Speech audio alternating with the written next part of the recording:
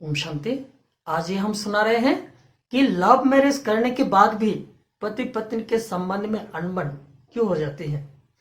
और दुनिया में तो आज ये कॉमन बात हो गई कि शादी होने के कुछ समय के बाद, 6 महीने के बाद या 1 साल के बाद पति पत्नी के संबंध में अनबन खिटपिट शुरू हो जाती है। और कई संबंध ऐसा होता है जो साथ में हमेशा के लिए ना रह सकते हैं, ना संबंध को छोड़ सकते हैं।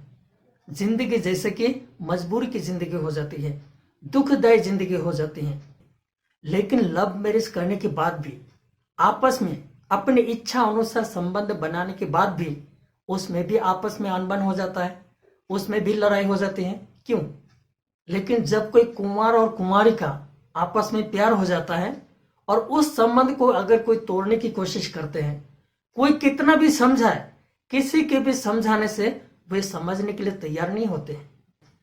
चाहे कोई दूसरा धर्म हो, दूसरा जाति हो, चाहे काले हो, गरीब हो, वे कुछ भी नहीं देखते हैं। लेकिन अगर कोई उस संबंध को रोकने की कोशिश करते हैं, बंधन डालते हैं, दोनों को आपस में मिलने के लिए रोक देते हैं, तो कई बार तो ऐसे होते हैं कि दोनों ही आपस में मिलकर सुसाइड भी कर लेते हैं। अर्थात वो जीना या मरना उसी के साथ ही निभाना चाहते हैं। ऐसा प्यार होने के बाद भी शादी होने के कुछ समय के बाद उसमें भी अनबन हो जाता है, उसमें भी लड़ाई हो जाती है। क्यों? इस कारण को हमें समझना है और अपने से सुधरना है। उसका मुख्य कारण 3 है। इन तीनों बातों में से जो पहली बात है अगर हम किसी को अपने अंडर में रखना चाहते हैं, किसी को अधीन बनाकर रखना चाहते हैं, अर्थात जैसे मैं चाहूं वैसा ही करना पड़ेगा, जैसे मैं कहूं वैसा चलना पड़ेगा। इस प्रकार से अगर हम किसी को अपने अंडर में दबाव करके रखना चाहते हैं, किसी को अधीन बनाकर अपना नीचा करके रखना चाहते हैं, तो उनका मन रूठ जाएगा, उनका प्यार खत्म हो जाएगा और उनसे नफरत की भावनाएं आ जाएगी। अधीनता में कभी वो सुख नहीं, और अधीनता कोई भी आत्मा स्वीकार करना नहीं चाहती है। इस बात को हमें समझना है और कभी भी हम किसी को अधीन बना की कोशिश न करें। इसी के संबंध में दूसरी बात है कि कभी किसी की मान हानि करके हम बात न करें। कोई भी नुकसान के कारण, दुख के कारण अगर किसी को हम दोष देते हैं कि तेरे कारण ये नुकसान हुआ, तेरे कारण ये दुख मिला, इस प्रकार से अगर किसी की मान हानि करके हम बात करते हैं, उससे भी उसका मन रूठ जाएगा, उसका प्यार खत्म हो जाएगा। और जो इस प्रकार की मान हानि करके बात करते हैं, उनसे नफरत की भावना आ जाती है।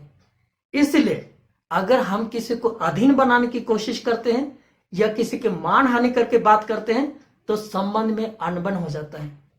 इन दोनों बातों को हमें समझना है।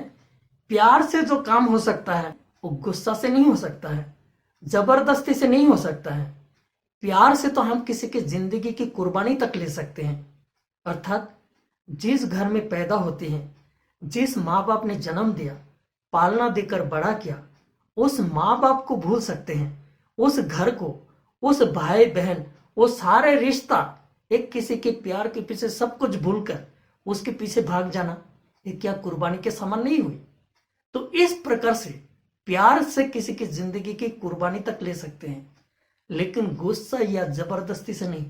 और तीसरी बात है, जितना हम एक दूसरे के संबंध में हम नजदीक में जाते हैं और लंबा समय रहते हैं, उतना ही एक दूसरे के अंदर में क्या है वो सब कुछ दिखाई देते हैं।